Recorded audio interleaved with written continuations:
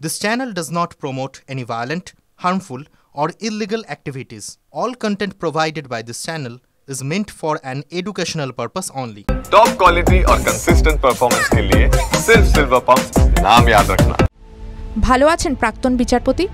শনিবার মধ্যরাতে শহরের একটি নামজাদা বেসরকারি হাসপাতালে গুরুতরভাবে অসুস্থ হয়ে ভর্তি হয়েছেন কলকাতা হাইকোর্টের প্রাক্তন বিচারপতি তথা বিজেপি সাংসদ অভিজিৎ গঙ্গোপাধ্যায়।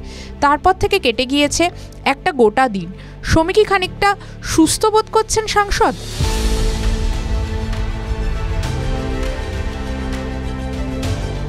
হাসপাতাল সূত্রে জানা গিয়েছে বিজেপি সাংসদের শারীরিক পরিস্থিতির এখনও উদ্বেগ কাটেনি। তার মধ্যেই ইকোকার্ডিওগ্রাফির রিপোর্ট দেখে চিন্তা বেড়েছে চিকিৎসকদের। প্রাক্তন বিচারপতির চিকিৎসার জন্য হাসপাতালের তরফে যে মেডিকেল বোর্ড গঠন করা হয়েছিল তাতে এবার বাড়ল সদস্যের সংখ্যাও। প্রথমে 7 সদস্য নিয়ে তৈরি হয় বোর্ডটি। এরপর দিন পেরোতেই হাসপাতালের তরফে মেডিকেল বোর্ডে নিযুক্ত করা হচ্ছে এক কার্ডিওলজিস্টকেও। মূলত সদ্য করা কার্ডিওগ্রাফির পরীক্ষা ও তার রিপোর্টের পরেই এই সিদ্ধান্ত নিয়েছে হাসপাতাল কর্তৃপক্ষ। খবর সূত্রে কি হয়েছে সাংসদের? বর্তমানে আইসিইউ-এ চিকিৎসাধীন রয়েছেন তিনি।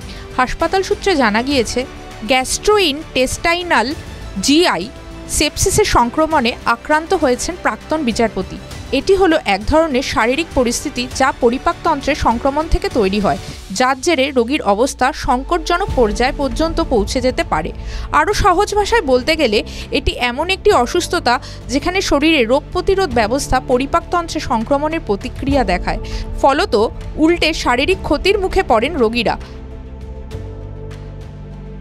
প্যানক্রিয়াটাইটিসের সমস্যার পাশাপাশি সাংসদের শরীরে তৈরি হওয়া আরও কয়েকটি সমস্যা নিয়ে চিন্তা বাড়ছে চিকিৎসকদের মধ্যে।